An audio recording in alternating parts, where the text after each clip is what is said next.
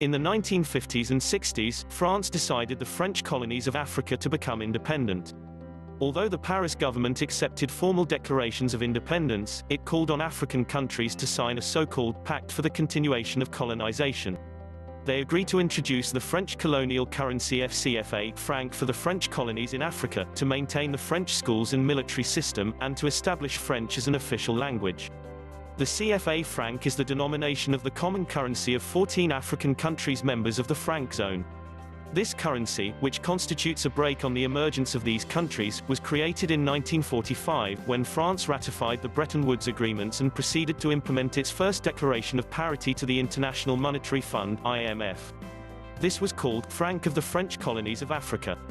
Since 1961, Paris has had controls over all foreign exchange reserves of Benin, Burkina Faso, Guinea-Bissau, Côte d'Ivoire, Mali, Niger, Senegal, Togo, Cameroon, Central African Republic, Chad, Congo, Equatorial Guinea and Gabon. These 14 countries are required to 85% of their foreign exchange reserves at the Banque de France in Paris. These countries are forced into a colonial tax, a tax that is based on the idea that these countries, despite having independence, owe France for the benefits of France's previous colonial rule.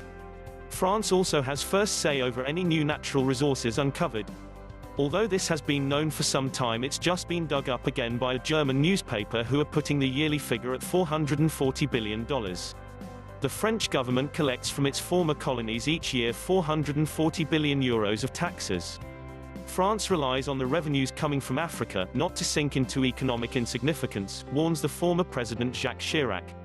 There is something almost psychopathic in the relation of France with Africa. First, France is severely addicted to looting and exploitation of Africa since the time of slavery. Then there is this complete lack of creativity and imagination of French elite to think beyond the past and tradition. Finally, France has two institutions which are completely frozen into the past, inhabited by paranoid and psychopath fonctionaires, who spread fear of apocalypse if France would change, and whose ideological reference still comes from the 19th century Romanticism. They are the Minister of Finance and Budget of France and the Minister of Foreign Affairs of France. These two institutions are not only a threat to Africa, but to the French themselves. But, what happens if a country just flat out refuses to pay this tax? Well, when Jean Bedel Bokassa, the first president of the Central African Republic, was assassinated, it was reportedly on French orders, by ex-Foreign Legionnaire David Dacko. This was just one of 67 coups that has occurred in 26 African countries, of which 16 are ex-French colonies.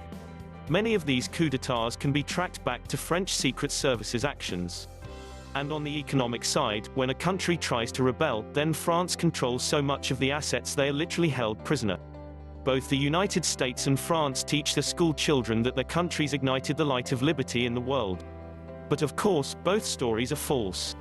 I think we all agree that the French colonial practices in Africa need to end. This was the Atlantis Report. Please like, share, and subscribe. Thank you.